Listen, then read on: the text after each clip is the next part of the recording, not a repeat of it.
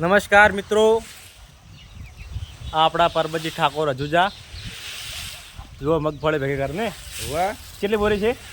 આ તો લગભગ ડાળી બોરી જેવી તો દેખાય જ છે.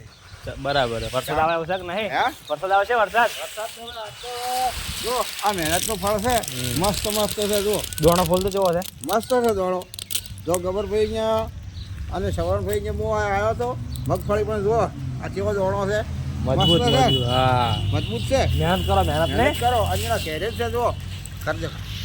જો અમારા ઘરે આવ્યા છે આજે.